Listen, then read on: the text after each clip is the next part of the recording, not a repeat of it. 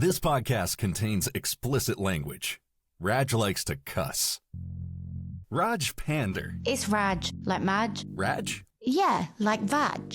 Raj Pander is almost 40. You make it sound like a crime. More single than Bridget Jones was at 30-something. You're single shaming me. Still living with her parents. I mean, I moved back in with him after a divorce. She hasn't had Botox. You want me to have Botox? She's still watching teen TV shows. Team Jeremiah, till I die. She swears in work meetings. I've got a certificate for saying motherfucker on a work call, and I am fucking proud of it. She's into crystals. Are you trying to say I'm a witch? She has no plans for her 40th. I don't know why this is an issue for everyone. And she has no idea what she's doing with her life. Look, mate, do you know what you're doing with your life? That's Raj Pander, and this is Almost 40, the podcast about acting your age, whatever your behavior might be.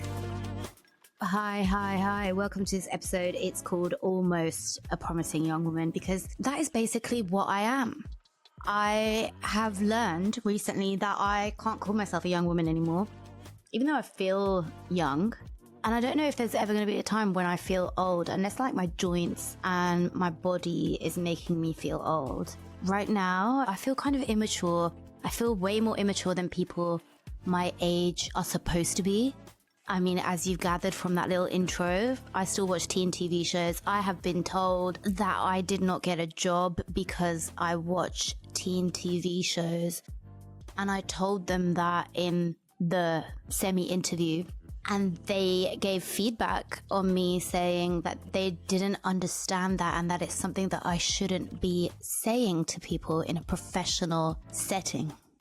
I mean, I'm not going around saying, hey, this is my favorite kind of porn. Do you guys watch this kind of porn? I'm talking about a fucking teen TV show. Like, really? That's where I'm at right now. And that's one of the reasons why this podcast is called Almost 40. And obviously, it's also because my birthday's in May. I'm a stubborn Taurus and I'm going to be almost 40. It's going to happen. I don't really have any feelings about it other than like I am not subscribing to that version of adulthood that exists there where we're supposed to be a certain thing by a certain age. I'm not really any of those things right now. Maybe the one thing I am by this age is a divorcee. But then again, people don't really tend to expect to be divorcees. And I don't know when that shift will happen and when I'll start seeing myself as an older woman.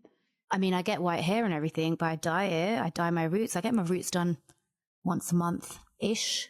My self-care levels have gone up, and I don't know if that's part of being an older woman, maybe. But I always feel like when you're like an older woman, like you're a little bit more elegant, you're a little bit more glamorous. You wear massive cocktail rings, you might wear shoulder pads, you wear lipstick every damn day. And when I'm saying like lipstick, I mean like punchy coloured lipstick. You kind of have a fabulous air about you. Your nails are always painted red. Is this giving Dynasty? I feel like I just watched a lot of Dynasty as a kid and that really has left an imprint in my mind of what an older woman is. Or I mean, you could be like Helen Daniels in Neighbours. She was kind of classy and in a casual way, wasn't she? Oh, who was Carl's wife in Neighbours? She was like an older lady, wasn't she, Susan? Susan had a slightly dodgy fringe. So I don't know if I associate dodgy fringes with being older, but I don't have one of those yet either. Who said you've got to have your shit together by a certain age? I was listening to Annie Mac and Nick Grimshaw's podcast. It's called Sidetracked. Grimmy was talking about how his favorite musical genre, or his favorite genre full stop, is a woman scorned.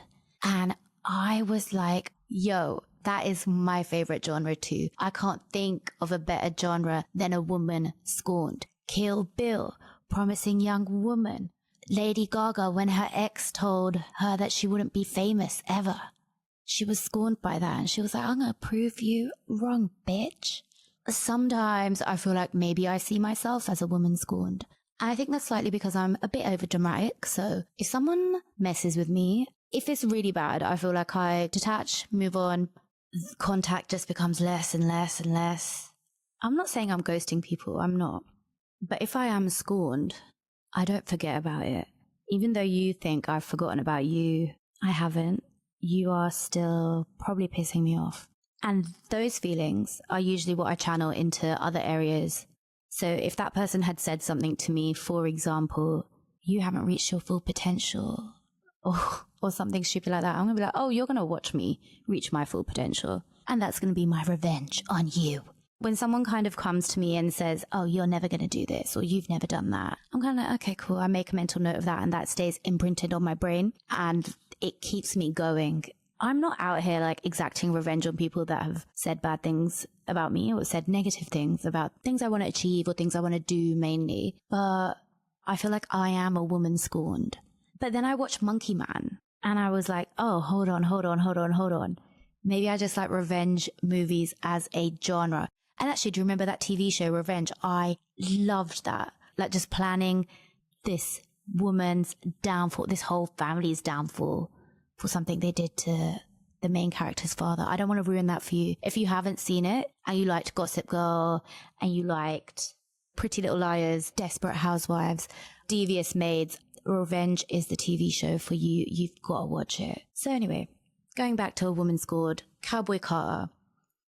Beyonce, you know, she referred to an incident that took place at the CMAs. She made it fairly obvious that she was talking about that and that this album was inspired by that. Her exact words were this album has been over 5 years in the making. It was born out of an experience that I had years ago where I did not feel welcomed, and it was very clear that I wasn't. But because of that experience, I did a deeper dive into the history of country music and studied our rich musical archive. And then she went on to make Cowboy Carter. And it's because she was scorned. And she channeled that energy. And she was like, hold up, let me do some research. And she did it. And she's come back with Cowboy Carter. It was very clear that that incident was from the Country Music Awards where she was performing with the Dixie Chicks, I believe. And there were stories that came out of Beyonce's team being treated really badly, Beyonce herself being treated really badly, the Dixie Chicks even noticing that and making a mental note to never perform at the CMAs again. I don't even know if they said they would never attend. I don't know if that's over exaggerating that, but yeah, maybe that was a thing. I think they blacklisted it. And if they did, mad respect to you. I love that. I love that energy. I really want to uphold that energy too for anyone who messes with my people. I feel like so many women have channeled energy like that into their art. Coco Chanel, she actually closed down her couture house. And I can't tell you off the top of my head how long the couture house was shut for. But she reopened it when she was 70 years old, okay? And there's a line where she describes why she opened it. And I think she's talking to Life magazine when she says this. Why did I return? One night at dinner, Christian Dior said that a woman can never be a great couturier.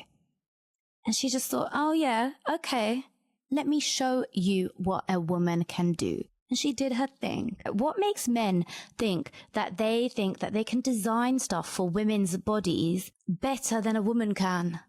Like, the audacity has always been strong. It's always been out there.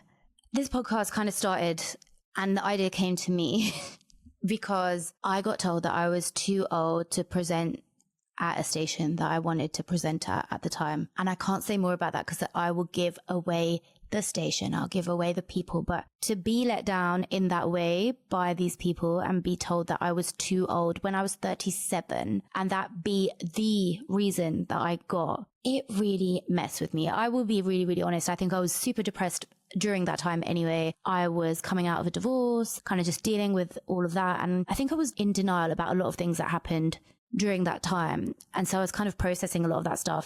And then I had people telling me stupid shit like that.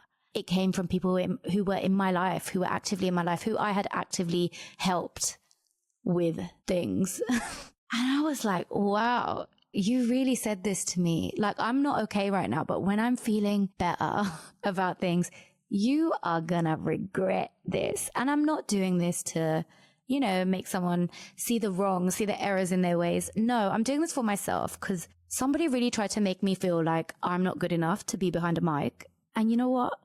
I fucking am. I'm here. So, and that's part of the reason why I'm here. I think that whole woman scorned thing, like, I can't relate to anything more than that because I feel like I was a woman scorned. I'm not scorned now so much. I don't really care about it now, but it is the origin story of this podcast. It's Raj like Madge. When that whole thing got said to me of, you're too old to present at the station, I kind of just went off on this whole thing of like, hang on. How many women do I know that have a media age? And why don't women talk openly about their ages? but men do. And then why is it rude to ask a woman her age? Like, why is it that when you're growing up, it's a thing that you hear, it gets said, it's rude to ask a lady her age. Don't ask a lady her age. So from a young age, you kind of get told you shouldn't know how old a woman is. I fully understand ageism. Obviously, I've kind of experienced it myself. But the more we lie about our ages, the more this shit's going to just carry on happening and the worse it's going to get.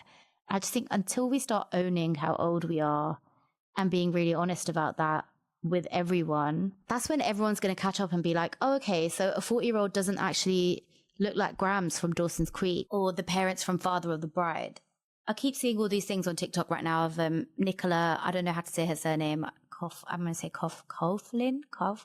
The Derry Girls girl, the Bridgerton girl, Nicola, that Nicola.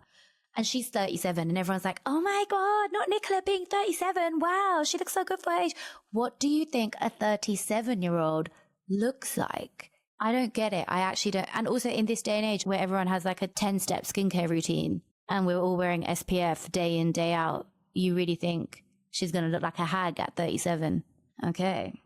But I asked a couple of my friends why they think that it's rude to ask a woman her age and why women have media ages and men don't. I actually haven't heard this one. I asked guys and girls, so I wanted to keep it balanced. But I also needed to ask some gays and I didn't get any answers there. So I'm missing an LGBTQI plus perspective, but we'll move with what we have. This is from a man. This is from a man called Rav from Punjabi Hit Squad. Asking a woman her age, I mean, this comes from that ancient tradition and, you know, it can be seen as being intrusive or even disrespectful, basically. However, like, the attitudes are changing. Many people now just see it as more of a number, and they kind of are not ashamed about their age. You know, they wear it on as a badge of honor now. But ultimately, it depends on the person's comfort level when you are sharing your age. It's also about recognizing the setting and the context of where you're asking the age of somebody. So if you're in an adult relationship with someone or on a date with someone, once you reach that comfortable level, then it's all good. But to ask somebody their age in a professional environment or to assume that you have better knowledge of a subject, then that definitely is stretching it. But attitudes are changing, things are changing, and hopefully it'll all be for the better. Okay, fair play. Like, Rav is actually making me realize maybe the people who said that it's rude to ask a woman her age and you shouldn't ask a woman her age were actually trying to protect women. And I didn't see it like that. I was like, even that whole thing of just encouraging a woman to not be open about her age, I think there's something deeply unhealthy and controlling about that. Because then I think a woman starts to feel ashamed about how old she is, rather than, you know, we see men aging and it's like, oh, look at all this experience I have with all this age. Hey. So yeah, I think what Rav is basically saying here is if you are taught from a young age to not ask women how old they are, you're kind of protecting women from ageism.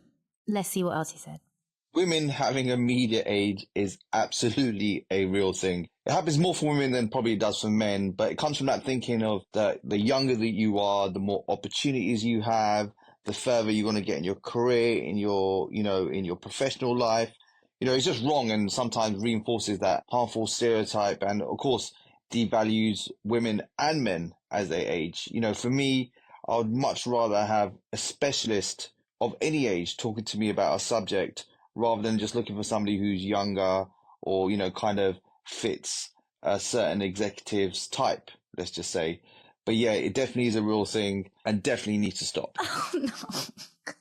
What Rav's hinting at there, some execs in our industry right now, obviously, if you didn't realize, I work in creative industries, which means media and wanky stuff. Part of my job sometimes is casting talent for things. And then I've been on the other side of that where I have been talent. And what Rav's sort of getting at there is that there are a lot of execs in our industry who are decision makers, who are the yes, no people, right? Regardless of like how many people are actively consuming what's out there and are experts within their fields, like there's always a yes person that they have to report into, and that is always an exec.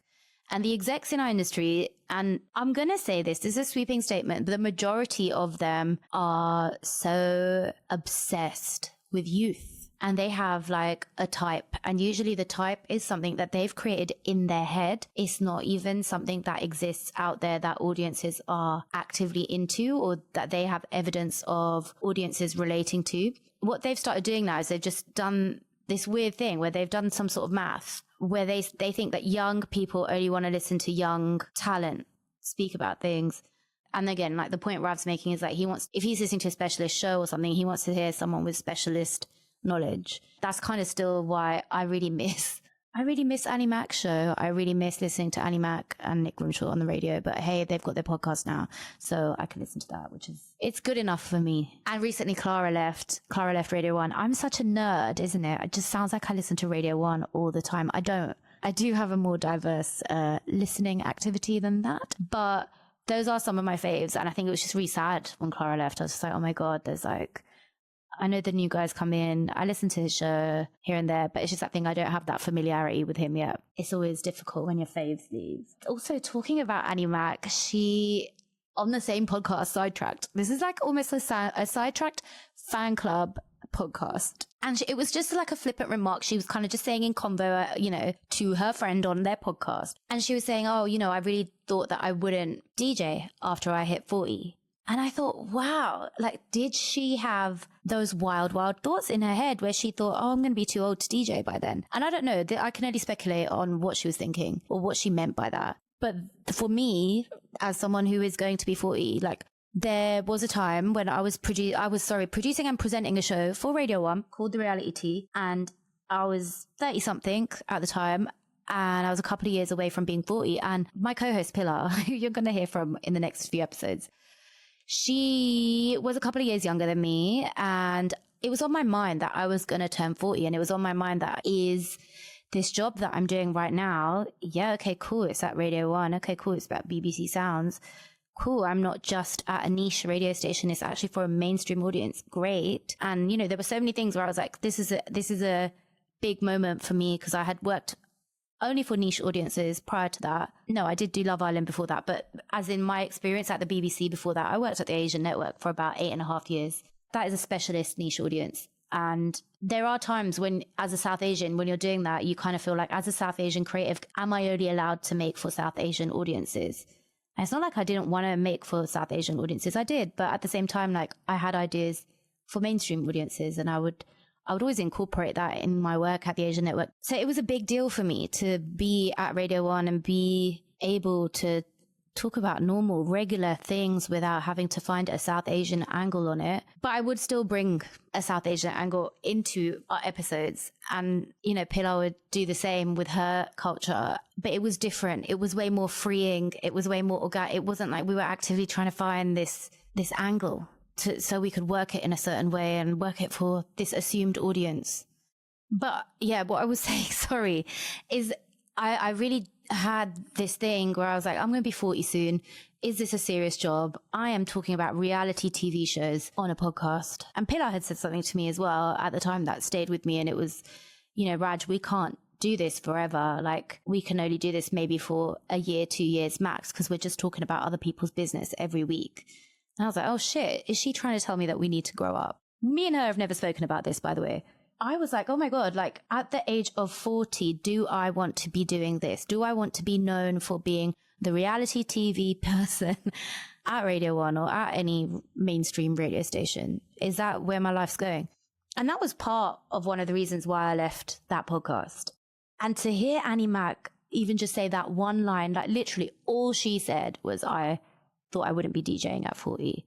I was like, shit, did she go through a moment of that, of telling herself that she has to be serious because she's going to be 40, that she has to have a serious job. She can't be a DJ no more. And to me, that was wild because she is one of my favorite DJs in the world. I think she's so fucking talented. Her music taste is elite. This is someone who's like ran their own festival. Music is in her veins. Do you know what I mean? I feel like she's been around, God, for such a long time.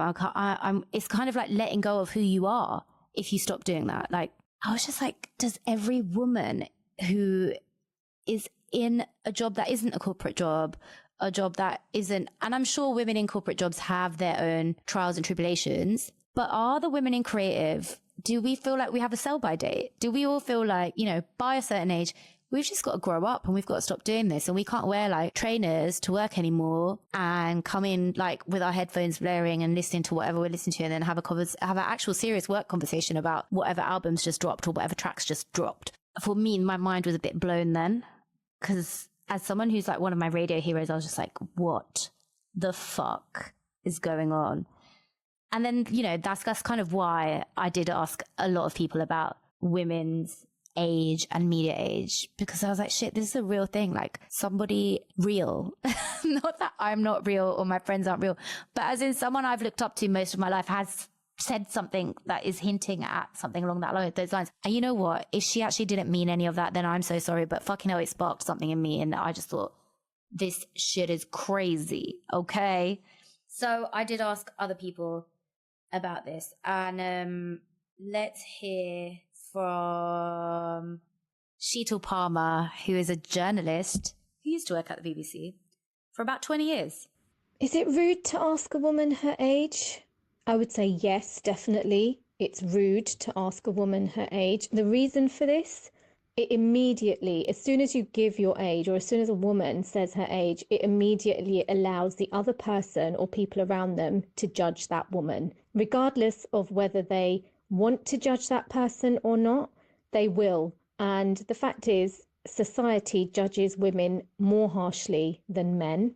And that includes other women judging women more harshly. So basically, I think it's personal information. It's something that you shouldn't have to share. It has no basis to how good or bad you might be at something. Let's be honest about things, yeah? Like, I wouldn't go around telling everyone my address. I wouldn't go around telling everyone my weight. I wouldn't go around telling everyone what size I was. So why do I have to tell people, or why is there this expectation of me to let people know how old I am? What judgment are they going to make from that? And I do think it's a judgment. I think they are going to say, oh, that person, even if it's a good judgment, right? A judgment like, oh, you don't look that age. Well, what are you then trying to say? You might not look that age, but actually what you're saying is, the implication in your tone or what you might be thinking is, oh, you're actually older than I thought you were. So regardless of whether you want to be judgmental or not, you will be judgmental when you hear someone's age. So I'm really confused now, because I was kind of like, we shouldn't even have this thing where it's rude to ask a woman at her age. But from hearing that, it kind of sounds like there's a reason why that exists, and that you shouldn't ask a woman her age. But my whole thing is if we were just upfront about our ages, surely wouldn't the world just catch up with where we are at and stop being like, you're too old to do this. Get serious. Get a real job, or get off air. You've got a wrinkle. Ew. And why do women have media ages but men don't? The media industry is hugely sexist and hugely ageist. It's one of the main industries, I think, where you can actually get away with being sexist and ageist at the same time. I know lots of women who won't talk about their ages or have a younger media age, and I think that's a real massive problem. What it does is it immediately discounts you from the conversation being about a job, the conversation being about your experience. So even being able to say, I have 20 years experience in the industry, you're immediately being judged on how old you are. Hence, you diminish you lower the number of years you may have been in the industry in order to let the other person know that you're not as old as you are, because there's all these mental calculations going on. So that is the reason why lots of women have media ages. I do think successful women in the media, they have media ages that they can be more open and honest about. For lots of people who work in the industry, as soon as you say you're over 40, for example, that's it. You may as well add another 15 years onto your media age, right? Your perceived media age, because that's what managers or other people, that's how you'll be judged according to what they think a 43-year-old should be like, when in actual fact, it's absolutely nothing like that. So I think women, unfortunately, have a media age out of necessity. And It's crazy because it's so judgmental, it's so ageist, and it's really sexist. You know what I've realised? Have I just fucked myself up the arse here? Because should I have had a media age all along? And by calling this podcast Almost 40, have I made it really, really obvious how old I am? And is that a bad thing? I don't care. I don't care. I'm almost 40 and I'm saying it with my chest. And like, I don't care, but okay. So I feel like I've been really naive and really like, I live in a bubble and I'm kind of like, no, you know, we are our age and that's cool. And everyone knows that, you know, you can be 30 something and still be into this and that and have knowledge of this. And, okay, maybe I was getting it wrong. I asked 2 other people. The other person I asked was Jason, who is also a media wanker. We're all media wankers here. He's worked in marketing. He's worked on TV. He's worked on a lot of TV. He's worked for a lot of social companies. He has a lot of experience. Like, this is someone who really knows what he's talking about. Same as Sheetal. So let's see what he had to say about asking a woman her age. I never realised it was rude to ask a woman her age until I got into my 30s. Up until this age, everyone around me was, you know, like in their teens, in their 20s, very open with their age. As we got closer to 30, I noticed a lot of women hiding their age and year of birth on Facebook. The year that they went to uni was coming off LinkedIn. And then every single Instagram post said, +1, another year around the sun. And then it was like, how old are you? And it's like 30s. 30-something, but never the actual age. That's when I realised never ask a woman her age again, because they just will not admit it. Okay, so why are they not admitting it? Because they think they're going to be robbed of opportunities or they're going to be judged harshly or something else along those lines. Let's hear what he's got to say on media ages. Media ages were always a weird one for me, just because I realised that it was always women who had media ages because of this, I guess, the glass ceiling when it comes to, you know, like being an older woman in media. It's just less desirable. I first noticed it at work when I used to work with reality talent. And if you know how reality TV works, a show's usually filmed a year to 2 years in advance. And then when it comes out, they're a different age. Most of the talent that I would work with would ask that their published age was the age that they were when they applied to be on the TV show or when it was recorded, as opposed to the actual age, because it would give them more opportunity. I also realised with presenters that I've known with over a decade in the bag, some of them started like 15 years ago, and they would say that they're just turning 30 on their social media, knowing that they're way older, but they'd never ever given that age away before. So I think media ages are such a precious thing, but I notice it's never guys who have a media age, it's always women. Well, that's annoying. You know, I was kind of hoping to sort of hear about some anomalies on these voice notes. I was kind of hoping to hear one of the guys be like, oh, you know, I know a guy who had a media age. Or I was hoping Rav would say, I have a media age. Like, no one knows my age. And actually, when he comes on the podcast, we'll talk to him about whether he's open with his age. And I'm sure he is, I guess. I guess it's just not a thing for men. You know, I will say with reality stars, though, like, I don't watch all of the Real Housewives stuff, but Pilar always goes on about Real Housewives. And one thing she always says is like, they don't need to even lie about their age. They're not even shy about that shit. And, you know, they are who they are. But then with the Real Housewives, I feel like their whole thing is that they're kind of super rich. They're always married to a millionaire or something. They're self-made, aren't they? Even mob wives, like they were kind of self-made. Like these are women who really don't give a fuck. They don't have to answer to execs. They're not trying to like get their foot in the door or get that opportunity or get that, even like an actress would want to like get that next role, or broadcaster would want to make that doc. It's not quite the same, is it? So they're kind of an anomaly as well. I think all of these rules kind of apply bar housewives. Okay, we'll have the last of the voice notes is coming from Poppy from Brown Girls Do It Too. She's a real one. And she likes a rant, and I love that about her. Hold on, let's see. Oh my God, we have so many voice notes. Okay. Why I think asking a woman's age is not only fucking rude, but also very loaded. Because you're not just asking for her age. You are gleaning as much information as you can based on her age. Because a woman's worth, and especially her desirability, dictated by society, is dependent on her age. Her value, her sexual appeal, her attractiveness is dependent on her age. a woman's value decreases with age and a man's value increases with age. That is that classic adage, isn't it? Men mature like fine wine, women age like cheese. I actually love fucking old moldy cheese, so that works well for me. Also, as a society, we are fucking obsessed with youth.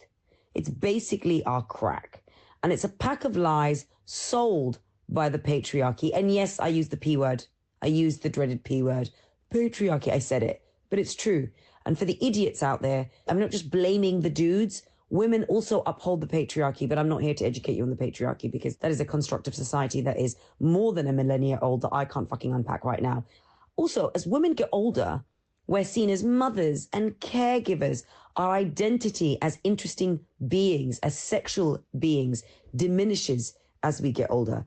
When you ask a woman her age, you're also asking about her fertility. You're asking whether or not she can bear children. You're asking about her vitality, her energy levels. You're not really thinking about her wisdom. You're not really thinking about her lived experience. And then when you think about the media age, I work in the media age of women, I was told, I mean, I don't have the receipts for this, but T is T, that I was seen as too old by one channel and too young for another channel. So I was in this fucking gooch area. But the issue is, in society, it's not just a woman's age. Women's ages, their bodies, everything is dictated by society. No one will look at a man wearing the same suit twice, but society will look at a woman wearing the same outfit. They'll look at her dress sense. They'll look at her face, the way she moves, the way she carries herself. We are judged at every fucking turn, and it's exhausting. So in my 20s, when I was asked how old I was, when people asked me how old I was, I would just say 24, 25, because of course, youth is the elixir of life. And in my 20s, it was acceptable to say my age because I knew that it was something to be celebrated. In my early 30s, I hated my age because of course I had to reach those milestones, i.e. babies, marriage, house, that I didn't reach. And I felt like not a failure, but I didn't feel like I'd achieved my goal. So I'd be like, go on, guess, go on then, guess. And of course, the other person would have to do the obligatory thing and guess younger. And I'd be like, oh no, I'm 33, I'm 35. Now I'm a year away from 40. I'm actually 38, soon to be 39, going to be 40 next year. When people ask me now, I own my age because I don't give a fuck. Whether I look my age or not, I don't care because I refuse to now live by the constraints that society has put on me and my brown Asian community has put on me. My friends call me Leonardo DiCaprio. Now, some might say that is an insult, but me, as a 40-year-old woman, I date younger guys. Why? Because I can. I fucking love it. And I love the power play. Like, why the fuck not? If you can do it, I can do it. And I'm going to fucking enjoy it. So fuck you, and fuck you. In case you didn't get that, that was a fuck you to anyone who's judging Poppy for dating younger men. And you know what? Props to her. Like, I think my preference is younger men as well. I haven't officially dated one yet, but that's because I don't really date. I don't really think I enjoy the concept of dating. I think the idea of dating could give me diarrhea. It's not for me. But if I don't date, how am I going to meet anyone? And this is why I just think I should just get a dog. And you know what? I was talking about getting a dog to one of my guy friends who I've realized over time, he definitely is not my friend. But anyway, I was talking to him about getting a dog and he was just like, oh, you can't replace a man with a dog, you know? And I'm like, when did I say how am I replacing a man with a dog? Did I say that's what I'm doing? Who's the man that I'm replacing? Hey, where's the man in my life that I'm replacing with a dog? Like, where are you? I can't say. Is he under my bed? I don't know. So apparently I'm getting a dog. Like, he literally tried to psychoanalyze me, which is bizarre because this man is in dire fucking need of therapy. And he was just like, the lack of a man in your life is not to be replaced by getting a dog. I have wanted a dog since I was 4, okay? Every birthday, I get super excited. When I was a kid anyway, I would get so excited because I'd be like, Dad, can I have a dog? Can I have a dog? I knew not to ask my mum. I knew she ain't going to get me a dog. It's not going to happen. With my dad, there was always a chance. So I said, are you going to get me a dog? Are you going to get me a dog? I still remember there was one birthday of mine where he really told me he was going to get me a dog. And I really genuinely believed him to the point where like I had made all of my toys dog friendly. So I had sort of set up this little sand pit toy thing.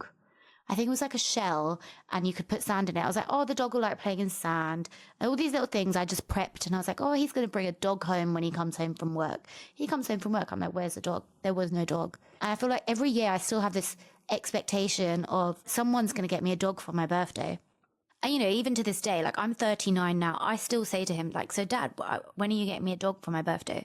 I feel like TikTok as well just personally attacks me all the damn time because it's just like I get served videos of people just getting gifted dogs. Like, oh, here's a box, open it. And then there's a puppy inside. And then like, you know, the people are having a breakdown in the video because they've always wanted a dog. And then I'm sitting there having a breakdown because I've always wanted a dog. And I just know that no one in my life is going to get me a dog. And then when I try to talk to people about like how I want a dog, they decide to psychoanalyze me and make it about the lack of a man in my life. Almost. Older and wiser. Poppy mentioned milestones there. Milestones is something that I am going to be talking about big time on this podcast. Okay, let's talk about format. Do you guys want to even hear about this? But anyway, I'll tell you about my thinking behind all of this. So you'll get solo episodes from me in between the guest episodes. And the solo episodes will just be like me giving you an update on like various pop culture things. Maybe I'll do a little survey and I'll give you the results back on the surveys. Or, you know, we'll do a little bit of this voice note stuff and I might give you guys the questions beforehand and we'll kind of figure shit out about certain things that I don't really understand or maybe you don't really understand. If you want me to look into something on your behalf and ask a bunch of media wankers or outside of that, I can try to make my circle a bit more diverse than that. I do know people with real jobs. One of my best friends works in HR. I'm trying to think, who else do I know who has a real job? I promise I know people with real jobs. Anyway, the regular episodes, the almosts, they are gonna have someone on and they are gonna talk about the milestones in their life. Every episode they get into one age related milestone. So whether that's like a 21, a 16, a 27, a 30, a 40, whatever, even if they're 60, like I'm not ageist on this podcast. This podcast is not just for people who are about to turn 40 or for 40-year-olds or for 30-somethings. This podcast is for everyone. And I really want to reflect that with everyone when they come on and they talk about their milestones. And there is no age range for this podcast. I really want to get like a 70-year-old on the pod. They get one age milestone and then they tell us 2 life milestones, and it could be like anything that they feel like was a defining moment or a defining event in their life that they consider to be a milestone. So not typically the traditional milestones that we say, like, you know, get married, buy a house, have a baby, have your first girl baby, have your first boy baby, whatever. I don't know what society tells us to do. You know, all of that mumbo jumbo. Like if they want to really say that, if they feel like that is one of the biggest things, I'm not going to stop them. But I'm trying to encourage people to talk about other milestones in their lives, other things that have happened that they consider to be like milestones in their lives. And then we've got the almost assessments. And on the almost assessments, I am going to be asking people questions that I did a lot of research, like all real academic professors. I did research on social media because that is where the real talk is. Okay, the internet has all the answers. And I asked people like, what are the most annoying questions you have been asked since you hit 20? And so we've got loads of questions and I've created a fake assessment. I have worked on a character. I've workshopped a bloody character who is based on the nurse outfit in Promising Young Woman. I've given her a character that isn't Carey Mulligan's character, but she's basically a promising woman. She's not a promising young woman anymore. And her whole life is about just asking women the most annoying questions they get asked. And maybe it's about the girls and the gays. You know, I don't want to discriminate. I will have men on the podcast, but I don't know if I'm going to have men doing the almost assessments. And they get asked like, you know, things like, when are you going to get married? Oh, you're looking a little bit fat. Is there a baby on the way? And these are all real questions that I got from real people on Instagram. Once the assessment's over, they get into a chat with me, not me in character, with real me. And we have a debrief and we just get into it. So it's going to be fun. I feel like that sounds like it's all going to be serious. It's not serious. It's going to be fun. Some of the milestone episodes are going to be serious. I'm warning you. Some are serious. But hey, we have range. So yeah, Poppy's kind of said it all there. And I think that's everyone I asked for voice notes. I feel like that is everyone I've asked for voice notes. Pilar! Oh, wait, you know what? I did ask Pilar for a voice note. I've just remembered. This one's actually from Pilar, who's going to be our first guest, and you might recognize from the reality. So I think it's rude to ask a woman her age because if you look at someone, you shouldn't be able to gauge how old they are. And I think that is like our obsession with anti-aging, you know, all the creams, some doing the Botox, even just generally, you know, like good health and stuff. Your age shouldn't show on your face. Wow, is that the patriarchy talking? And when they do ask, it's like, what are you trying to achieve from that? If it's like, oh, but you're trying to see if we have the same experiences, are we around the same age, then fair. But other times I feel like it's because you're trying to put someone in a box or place them. So I feel like it's rude to ask a woman her age because I feel like when you look at me, you shouldn't be able to know how old I am. So then if you're asking me, I might get a little bit offended because I feel like you're either trying to place me or put me into a box, or as X Factor did, put me in the over 25 category. No, you know what? Did Simon Cowell create ageism? Did Simon Cowell create the media age? Yeah, like how the over 25 category was wild. For as long as I can remember, I have always known about the media age. And do you know what? I actually think that comes from, you know, like the teen shows we used to watch. I didn't realize until I was like a grown up that it was like people in their 20s and 30s playing people as teens. So I feel like that's where the media age came from, so that women, especially like actresses and stuff, could keep on getting work, if that makes sense. And then if you are kind of like past that, and I'm saying this in quotes, like sell by date, now it's like over 30 is what society tried to tell us. I feel like back in the day, it was even like 25 or something like that. So I feel like when working actresses were at that age, they felt like they would stop getting jobs, and they've been open about that over the years. And I feel like that's what invented the media age. Don't quote me though. It's all allegedly, no facts, just vibes. God, am I going to have to do a bit of like professor work and Google who created a media age? I think I will, but I'm not going to put it on this episode. Let's wrap that up. I'll bring that back for another one, and maybe I'll get down to who created it. If you know who created it, tell me. You can slide in the DMs at almost40pod, or you can email me at almost40thepodcast@gmail.com. And actually, if you've had any experiences with ageism in your work, but like obviously like what we've discussed now, it seems like it's all public facing kind of roles. Like if you want to be a presenter, if you want to be an actress, if you want to be talent on a reality show. But I recently heard about someone who I know working behind the scenes in production, and they told me that they got told that they're too old to do the role that they're doing behind the scenes. And I can confirm, like I can tell you this is not an old woman. This is someone who I believe is 45. She's sound of mind as well. I don't know if this is something that exists in the corporate world or in you know, people who I consider who have real jobs, not these media wanker jobs. So if you have a story to tell me. Talk to me, you know where I am. One thing that also caught my eye and my ears, and again, it was from Sidetracked, and they were talking about this stat that had come out that said that you don't discover new music as you get older. And I was like, what? Because I still listen to all of those new music shows. I'm still like finding new music and new artists that I'm into, and I am way over 30. I think let's actually look into this right now. If you're past the age of 30, then you've probably noticed that you're a lot less curious about new music than you used to be. And that will happen to you more as you age. And apparently they have scientific evidence of this. Apparently our musical tastes begin to get locked in stone when we hit 27. But by age 31, we're in the middle of a musical paralysis that we can't get out of. This sounds like an episode of Stranger Things, doesn't it? So apparently what we listen to is stuff that was popular during our teenage years, particularly when we were 11 and 14. I don't still listen to the Spice Girls. Like I love them, but I'm not out here listening to Spice Girls. What's going on? A major study also found that as we grow older, our music listening time goes from 20% during adolescence to 13% when we become adults. My Spotify will tell you otherwise. Wow, I hate stats like this. Anyway, that was kind of a recent article. And then this dude from Skynet and Ebert, I don't know what this is. I don't know what this company is. His name's Ajay Kalia. He conducted a survey using Spotify data from US listeners. And apparently people stopped listening to new music at 33. That's not me, though. Is that you?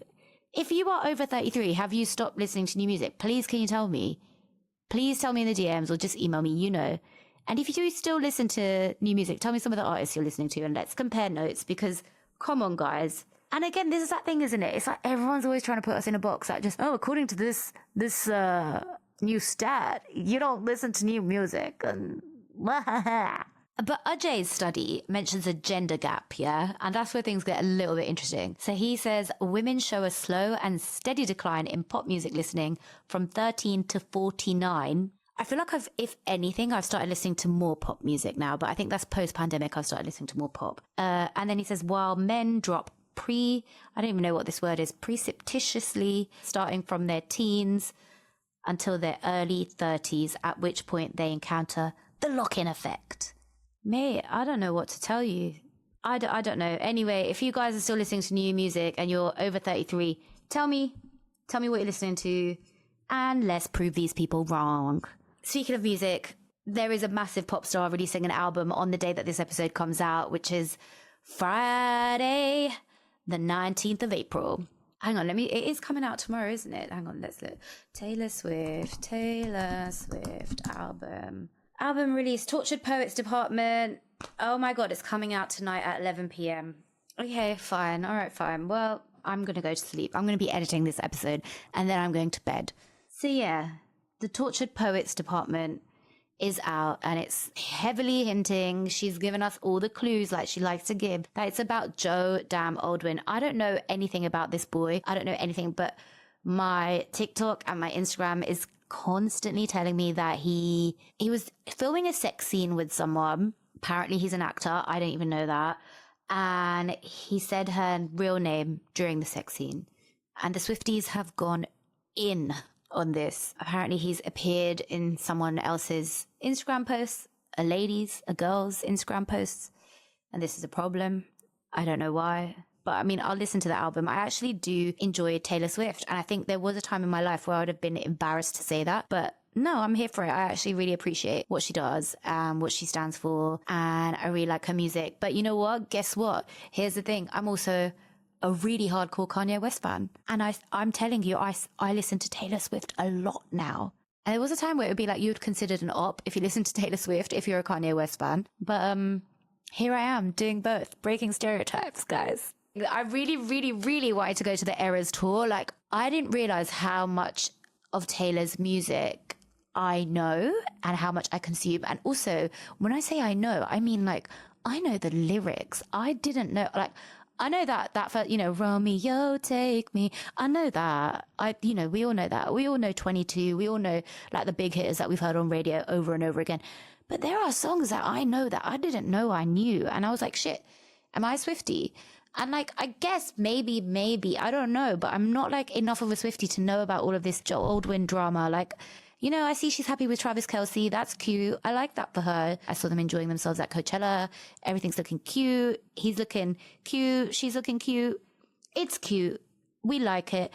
But, you know, she makes her art inspired by people in her lives and those people usually being men. And, you know, I can relate to that. I really can relate to that. And this album seems to be about Joe, who I know nothing, damn straight nothing about. But I'm sure, you know, one TikTok deep dive will teach me. So I really wanted to go to the Eras tour. And it's one of those things where, you know, with these tours, most of the time the tickets sell out and it's usually these arsehole people that are buying the tickets and they want to resell them for a super high price. When Beyonce's tour came around, I did get tickets to Renaissance and we went to Edinburgh to watch her. When I tell you I was like mesmerized, I think I was mesmerized when I saw Madonna in a way more different way, to the point where like my mouth was just open and I didn't move. I don't think I moved. I was just like, wow. At Renaissance, I was like vibing, partying, shaking my ass. Like, it felt like a spiritual experience. It felt like almost like going to Glastonbury for me. I've only been once to Glastonbury, but it was a life-changing experience in a way. And I was like, I have to get tickets again. Lo and behold, everything was sold out. Everything was being sold for like £400 each. Literally, 4 days before the Tottenham gig. I got tickets for it. And I got them for, I think, £20 more than what I paid for the original tickets I got on Ticketmaster. And they were still on Ticketmaster. Like, do not try and buy tickets to these gigs from anywhere else because you are going to get duped. And the reason why I'm saying this is because I've just seen this story that says that Taylor Swift fans have lost up to £1 million in scams, according to Lloyds Bank, ahead of the UK leg of the Eras Tour. They've had like over 600 customers come forward to report being scammed. And do you know how much the tickets, do you know how much on average each they're losing? £332. Guys, just wait till closer to the date. The prices go down, I promise you. Because the people who bought those tickets, they just want to sell them. They're not even Swifties. They're not even like undercover Swifties. Do you know what I mean? They just want to make money. And even if they're going to make £20 profit, you give them £20 extra. But guys, don't be... Her tickets... There's no way in hell. What's the original price of Taylor Swift tickets? It cannot be £332 each. Not in the UK.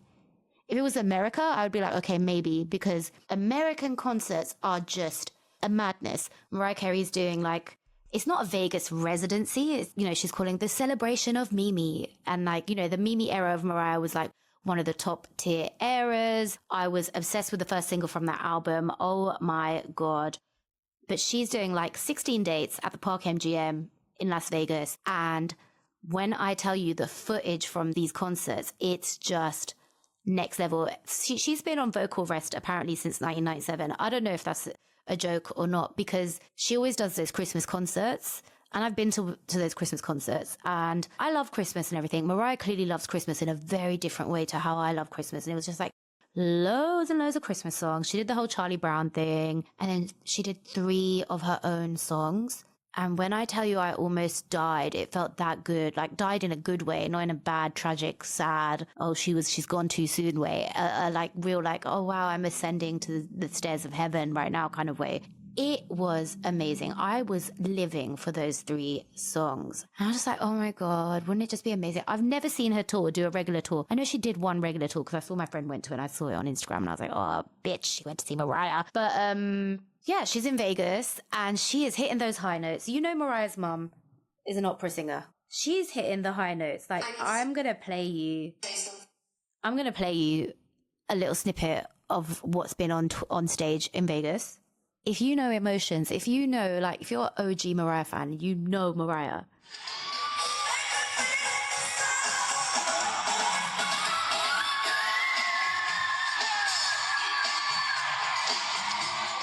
I hope you heard that. I don't know how good that's coming through because this is not the best video, but it was like that thing. Oh my God. I actually really want to do an event. Like, I want to do a meetup at some stage and I want us to do a karaoke event. And I just think I want to pass the mic across to everyone and I want everyone to have a go at doing that because I just think that would just be so much fun. I love Mariah Carey. Like, I actually really, really genuinely love her. I think she's one of the first artists that I got super obsessed with as a kid. And this tour is celebrating 20 years of the emancipation of Mimi. And I was like, you know what? Let me look at tickets. It's in Vegas. Cool. Like, I've wanted to go to Vegas. I haven't gone to Vegas. The one thing that I used to say that I really wanted to do for my 40th was just go to Vegas and marry a stranger. I think that just comes from me watching Friends too much and that whole Ross and Rachel thing, maybe. But I don't think I want to marry a stranger because that's essentially just almost like a really, really old school arranged marriage. Not even an arranged marriage where you meet someone and, you know, you've had one conversation with them at least before you marry them. So guess how much the tickets are? They're $680 per ticket. $680. And then I've got to get my ass to Vegas. And then obviously it's like, am I going to ask someone to come with me? And then, okay, so then we got to get hotel rooms. Then are we going to turn it into a holiday? Are we going to go to LA as well? What the hell? Like, going to a concert in America is pretty mad. Why are they so expensive? Like, what do you get? Do you get dinner as well? Do you get like a 3-course dinner, champagne on tap? Because why is it $680? I don't get it. I wonder how much the Sphere thing is. That's crazy. That shit cray. Mariah, I will wait for you to come to the UK and I will pay a decent amount to see you, but not fucking $680. Lady, I got bills to pay. I've got podcast studios to rent.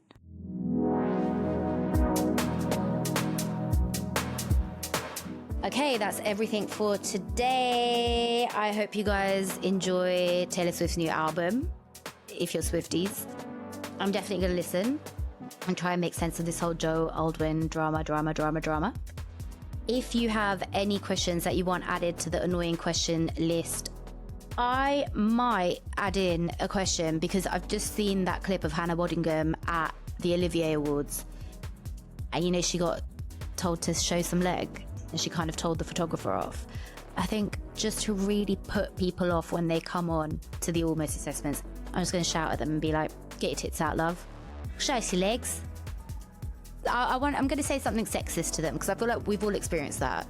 So I think that's what's missing from the assessment so far from analysing it. But if you have anything you want me to add that people have said to you and you're like, do you have a brain? Like, are you using that while you're asking me this? Then send it to me, almost40thepodcast@gmail.com, or slide into the DMs on the socials. It's almost40pod.